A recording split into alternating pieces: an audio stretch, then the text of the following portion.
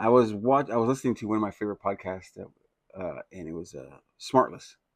Smartless is with who is it? What's his name? Jason Bateman, Will Arnett, and Jack from just Jack from Will and Grace. Love that podcast. I can watch. I can listen to that show endlessly. But it's just their episodes are just they don't give you much, and they give you just what they give you. They don't have like a Patreon where you can get extra stuff. It's just that's what you get. You get it once a week or one. Yeah, it's once a week. And they have great guests. So what I'm getting at was they had Steve Martin and Martin Short on there the newest episode, and it was great. They had them both on there at the same time. Great episode. I really enjoyed it. When I was listening to it, it took me back to listening to Martin Short. Took me back to where he did this. I used to watch a ton of HBO as a kid, and they used to have back in the day in the late mid '80s, maybe the whole '80s, but more of the late '80s when I remember it. Is they had HBO specials. It was like the comedy specials, like an hour special, and it would be all the comedians would do it. But when I guess Martin Short, I was drawn to Martin Short's comedy hour special, drew me more because I drew more to it because it wasn't just the guy standing on the stage with the microphone. Hey, he did a whole like variety show. It was a variety show. Like he did characters. He was like the clumps before the clumps. He was like, and I'm sure people have done it before, but I had seen that for the first time for myself. Was watching him do these different characters. It was an hour show, and it was a continuous story. Like he's talking about how do you come to Hollywood and become Hollywood, if you make it, if you don't make it. And I just found it interesting. The characters he had this one guy that had it was a fence. He was a singing fence, and it was like it paid homage to like Disney. I mean, Wizard of Oz. Excuse me, the Wizard of Oz, and he was a fence, and he hadn't getting painted. And it was that, and that character.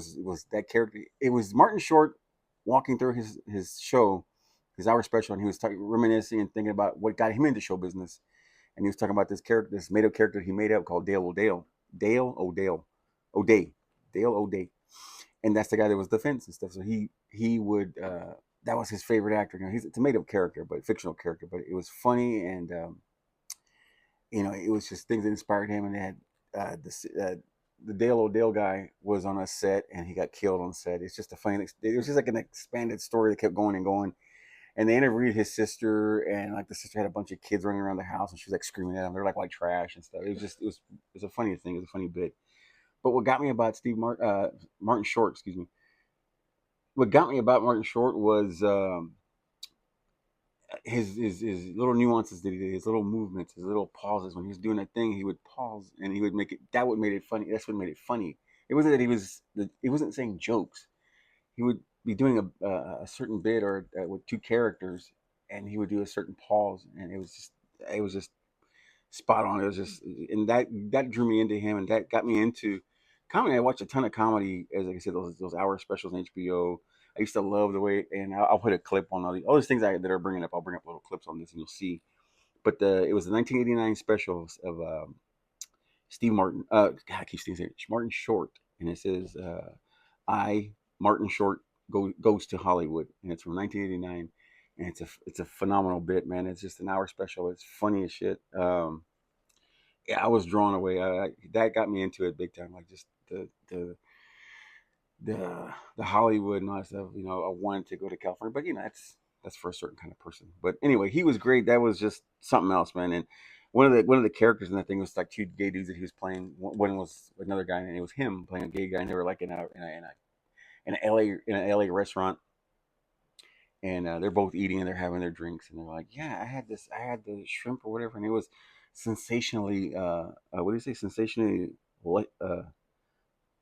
luscious. It was just funny the way they put the words, and I shit all over it. But it was the way he did it was smooth and it was cool, and it was just so damn funny. And I had never seen comedy like that. It was just I was blown away by him. And of course, if you know Martin Short, he's got that other character called Edward Grimley, where he's got the poked up hair and he does the dance and shit. That's another great character. And then the Jackie Rogers, where he's an old. He looks like he looks what's the word I'm looking for? He's white, but what is it? Uh, like the frogs that are white. What's that? Oh, like translucent? Not translucent, but they have that word for that. What's that word? It's that Albino? albino. Yes, he's an albino skin and the white hair, and he's got these big fucking big chopper teeth. and he's doing these funny bits, and it's just hilarious. He's got like a speech impediment, but these characters are so him, and they all have him in them, and the dancing in there is Martin Short, and I always loved him, and I always will, and that's gonna be a hard one to swallow when when he exited stage left, But that's yeah, that was one of the things I wanted to talk about. Is like I said, I wanted to go back to nostalgia stuff that got me into you know pop culture TV. Cable TV came in for me right when I was right at my peak of age of like 12, 11. I got cable TV, and HBO was big for me. And I was, like I said, like I always say, TV was my babysitter, and HBO was always there for me. And again, like back in the other episode I talked about, I would eat little loaves of raisin bread and watch these shows. And these are the shows that I was into, and I loved it. And my 2 liter Dr Pepper, I was all in. Raisin bread is such a random choice. It is, and you know what? I didn't like it toasted. If it was toasted, you could keep it. I didn't want it. No, It can't be no. toasted. It's gotta be just dry. Other package. No, it has to And be toasted with no, butter. no, no, no, because it ruins it. Because then it's taken away from the raisin. Because I want to taste the raisin in the bread. And then it has that hint of you could get it. And then later on, they started to get fancy with the bullshit and put a swirl in it like that. And I don't need all that. But it did have a hint like of cinnamon on it, the old one from like the 80s. And we used to get the Safeway brand, and it was like the little bitty ass loaf like that. It was expensive, but man, I'd have a time with that thing, and I'd enjoy it and tear it up. Raisin bread, who knew? And on the same topic of comedy, we watched the other night. Me and Jennifer watched the. If you don't know him, if you probably seen him with the Impractical Jokers on True TV. Sal Volcano, man, I love him. His comedy is again is up my alley because it's very easy, simple. Not simple like it's not created. It's very childlike. It takes me back when I hear him talk about stories. It takes me back to my childhood. Like he talked about the Tooth Fairy, and just certain songs that would scare him as a kid. And it was just his comedy special is called Terrified. I think it's on YouTube right now. And if you're into that, that childlike, just funny stuff, just lighthearted stuff, he's got the thing. And Very relatable. yeah, it's relatable. And the thing about him I really enjoy is that he's not really crazy. I don't mind cussing because I must say I got a mouth of a sailor too, but I like him.